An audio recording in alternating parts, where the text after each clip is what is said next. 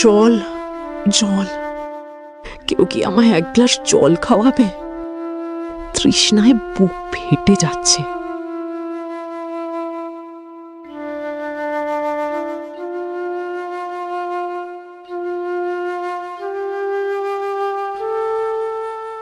কি হয়েছে আম্মা? হে ভগবান, আম্মার চোখ দুটো এমন পিটপিট করছে কেন? আম্মা তুমি ভয় পেও না, আমি আমি এখনই জল নিয়ে আসছি।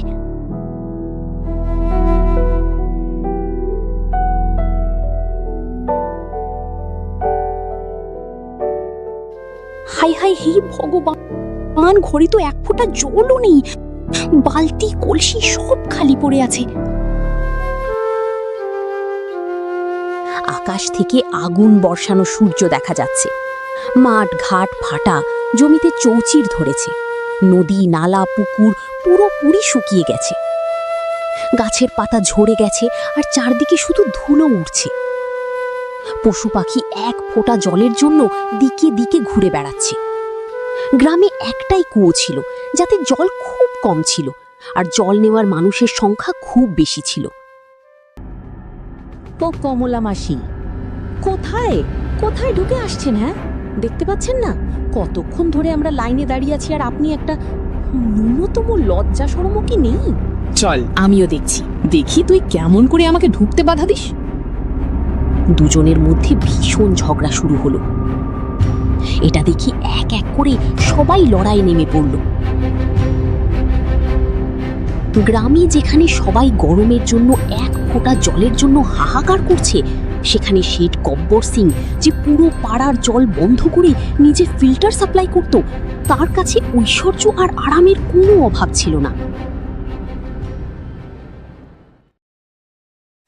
ওম কুলং কুলং বিলং কমং কম্প্রেসর ধম্মং স্বাহা, ফিল্টার সাফং গ্যাস ফুলং রিমোট বাটনং স্বাহা, গরম নাশায় ঘাম শোষায় বিদ্যুৎ বাঁচায় স্বাহা, ওম ঠান্ডি হাওয়া খড়ক হাওয়া শিমলা জলা জলা স্বাহা। আনুন, এবার জলদি আমার দক্ষিণা দিন আর আরামে এসি চালান। এটা বলে পণ্ডিত দক্ষিণা নিয়ে সেখান থেকে চলে যায়। আরে সরলা, যাও জলদি গিয়ে বাইরের দরজাটা বন্ধ করে দাও, নইলে ওই গরিব ভিখারি পাড়াপড়শিগুলো এসি ঠান্ডা হাওয়া খেতে এখানে ঢুকে পড়বে। কিন্তু সরলা কিছুই বলল না, ও চুপচাপ দাঁড়িয়েছিল। ওহ ও, তোমাকে বোঝানো মানে গাধাকে বোঝানো। তার চেয়ে ভালো আমি নিজেই বন্ধ করে দিয়ে আসি। শেঠ তাড়াতাড়ি গিয়ে বাড়ির প্রধান দরজা বন্ধ করে আসে।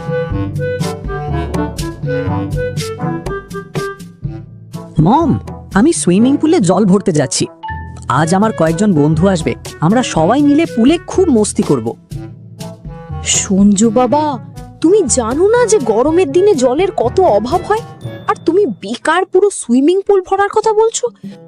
জানো এতে কত জল নষ্ট হবে? আরে তুমি সারাক্ষণ বাচ্চাদের বকো কেন? আমাদের এখানে প্রচুর জল আসে, যখন ইচ্ছা মোটর চালিয়ে নাও। এখন বাচ্চাদের ছোট ছোট জিনিসের জন্য আটকানো বন্ধ করো। সঞ্জু বেটা, তুমি যাও আর সুইমিং পুলটা টই টম্বুর করে ভরে নাও, জলের কোনো টেনশন নেই।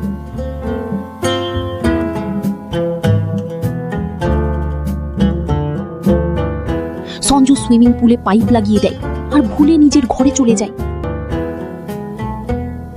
দেখতে দেখতে পুল পুরো ভরে যায় আর দামি জল বাইরে বয়ে নষ্ট হতে থাকে।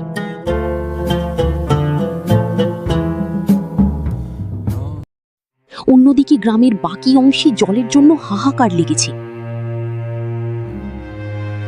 শুকনোর জন্য জমি ফেটে গেছে আর ফসল পুরোপুরি নষ্ট হয়ে গেছে। হে ভগবান, আমার সবুজ ফসল আজ ছাই হয়ে গেল। মাটিতে হাত দিলে হাত পুড়ে যাচ্ছে। জানি না কবে এই তৃষ্ণার্ত ধরনী জলের পরশ পাবে। আমার খুব ভয় করছে, যদি সবকিছু ধ্বংস হয়ে যায়। হে ভগবান। अभी वो वैसा नहीं है। আগে তো প্রত্যেক ঋতুতেই সবুজে ঘেরা থাকতো, কিন্তু এখন দেখো সূর্য কিভাবে রেগে উঠেছে। এভাবে তো আমাদের গ্রাম পুরো আকাল পড়ে যাবে। এখন তো আমাদের সব ফসলও নষ্ট হয়ে গেল। হে ইন্দ্র দেবতা, আমরা মানুষরা যদি কোনো অপরাধ করে থাকি তবে তার সাজা এই অবলা ফসল আর নিষ্পাপ বাচ্চাদের দিও না। শুধু একবার মুখ তুলে চাও প্রভু, একবার বর্ষাও। গ্রামের লোক খুব চিন্তিত ছিল। প্রতিটি বাড়িতে শুধু একটাই আলোচনা, জল। বাচ্চারা তৃষ্ণায় কাঁদছে, বুড়োরা শুকনো গলায় কাশছে।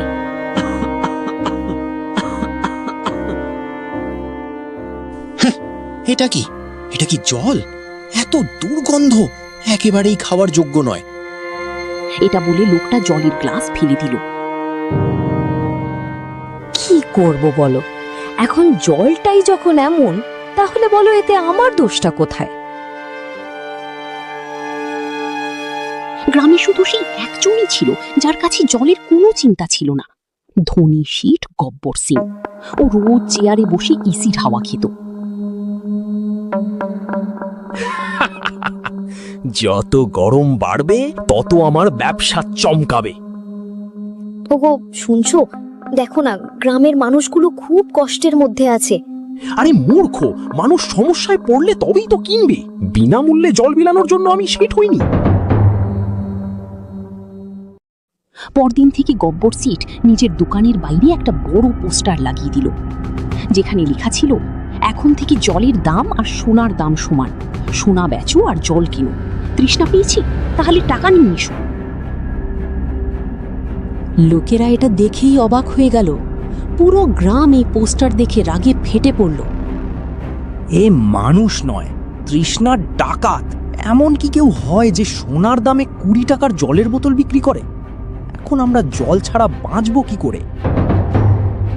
আরে ভগবান, এমন লোভী মানুষ যেন কাউকে না বানায়।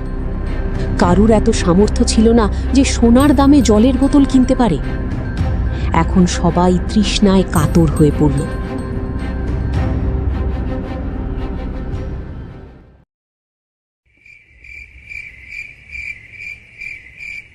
রাত্রিরের সময় কিন্তু গরম কম হয়নি।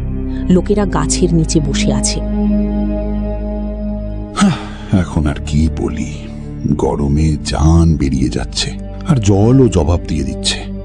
ঘরের কলসিগুলো খালি পড়ে আছে, যেন কোনো পুরনো বন্ধুত্ব ভেঙে গেছে।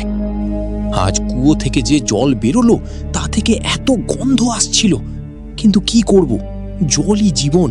তৃষ্ণা মেটাতে ওই নোংরা জলই খেতে হচ্ছে। এই সব গব্বরের জন্য হচ্ছে। ও যদি আমাদের পাড়ার জলের কল বন্ধ না করাতো, তবে আমাদের জলের জন্য এত কষ্ট পেতে হতো না। বাহ, ওই শেঠ খুব চালাক। নিজের ব্যবসা বাড়ানোর জন্য আগে আমাদের পুরো পাড়ার জল বন্ধ করলো, আর এখন জলের দাম বাড়িয়ে দিচ্ছে। সেই সময় গ্রামের হরিরাম বলল, দেখো, এইভাবে চলতে থাকলে আমাদের গ্রামে আকাল পড়বে। এখন আমাদেরই মিলেমিশে কিছু করতে হবে। তো ক্যা করে? আমরা সবাই মিলে গ্রামের ওই পুরনো কুয়োটা আবার খুঁড়ব। সবাই চমকে গেল যে সেই পুরনো কুয়ো, যা অনেক বছর ধরে শুকিয়ে পড়েছিল, কিন্তু আশাই ছিল শেষ সহায়।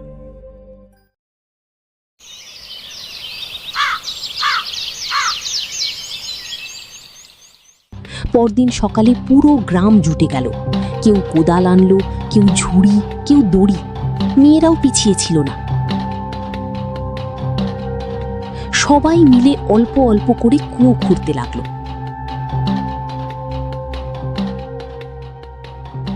এমন করে 10-15 দিন কেটে গেল, কিন্তু কুয়ো থেকে এক ফোঁটা জলও বেরোলো না। হরিরাম বাবা, থাকতে দে। এখন তো হাতের ফোসকাগুলোও শুকিয়ে গেল। আর হবে না, আমায় দিয়ে হবে না। হয়তো আমাদের কপালে এটাই লেখা আছে। না চাচা, চেষ্টা কি করে ছেড়ে দেব? আজ যদি হার মেনে নিই, তবে কাল গব্বর আমাদের গোলাম বানিয়ে ছাড়বে। হ্যাঁ, হরিরাম ঠিকই বলছে। আমাদের সাহস হারানো উচিত নয়। চলো ভাইয়েরা, আর একবার চেষ্টা করি।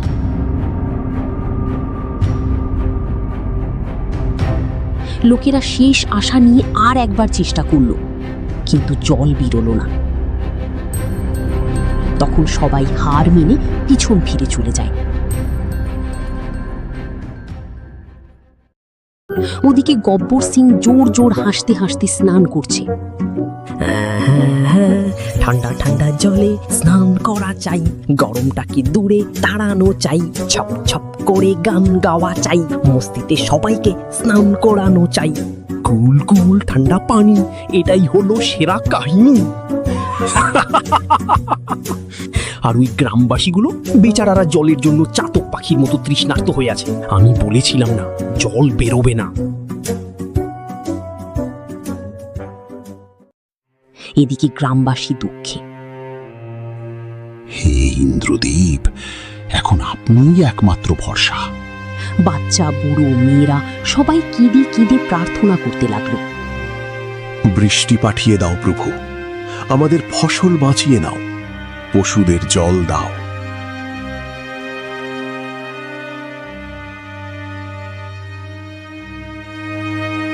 গ্রামবাসীরা পুরো দিন ক্লান্ত ছিল, তাই সন্ধ্যাবেলায় সবাই খাটিয়া পেতে শুয়ে পড়ল। তখন রাত্রি খুব জোর হাওয়া দিতে লাগলো, আকাশে মেঘ করে এলো, বিজলি চমকাতে লাগলো, আর বৃষ্টি শুরু হলো।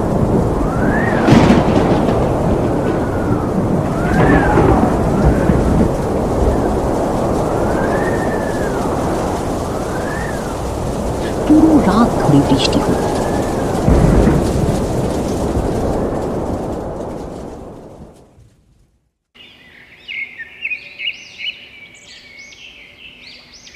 সকালে যখন লোকেরা উঠে বাইরের দৃশ্য দেখে, তখন দেখল চারদিকে জল ভরে গেছে আর চারদিকে চড়ুবুজ। আরে হরিরাম ভাই, রাতে খুব বৃষ্টি হয়েছে আর আমাদের কুয়ো, পুকুর, নদী সব জায়গায় জল ভরে গেছে। হ্যাঁ ভাই, শেষ পর্যন্ত ভগবান আমাদের ডাক শুনেছেন। পুরো গ্রাম আনন্দে মেতে উঠল। তখনই খবর এলো যে গব্বর সিং এর বাড়ির ওয়াটার ফিল্টার আর বোরিং মেশিন বজ্রপাতের জন্য ফেটে গেছে। তার বাড়ির সমস্ত জল জমিতে মিশে গেল। এটা কি করে হলো? মেরা সারা ধান্দা চৌপট হয়ে গেয়া। ও নিজে ছুটে গ্রামবাসীদের কাছে এলো।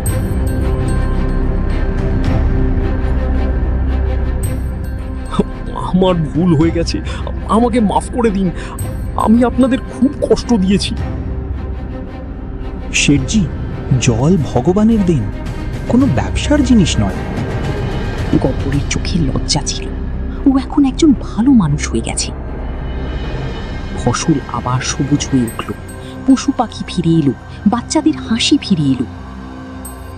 আর গ্রামের প্রবেশদ্বারে একটা নতুন বোর্ড লাগানো হলো, জলই জীবন, ব্যবসা নয়, মিলেমিশে থাকাই আসল ধনী হওয়া।